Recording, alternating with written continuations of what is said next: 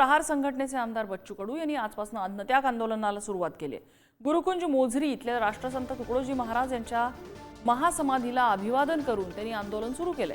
शेतकऱ्यांची संपूर्ण कर्जमाफी, दिव्यांगांना 6000 रुपये मानधन, शेतमजूर, मच्छीमार यासारख्या विविध घटकांच्या प्रलंबित मागण्या यासाठी बच्चू कडूंनी हा लढा पुकारलाय।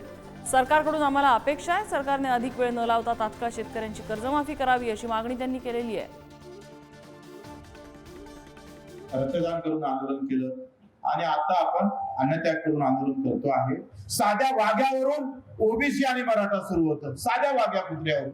म्हणजे तुम्ही याच्यावरून लक्षात घेतलं पाहिजे का या सगळ्या याच्यामध्ये आमची लढाई किती कठीण होत चालली आहे, जी आमच्या हक्काची लढाई आहे। पण तुमच्या आमच्या डोक्यामध्ये ओबीसी मराठा टाकून कुठेतरी हिंदू आणि मुसलमान टाकण्याचा प्रयत्न आहे, त्याला खऱ्या अर्थानं रामबाण औषध म्हणून बच्चू कडू अन्नत्याग आंदोलन करते। ज्या दिशेवर महाराष्ट्राला नेण्याचं काम केलं जातं त्या दिशेने आम्हाला पलटवायचं, जो हवा है उसको हमको बदलना है।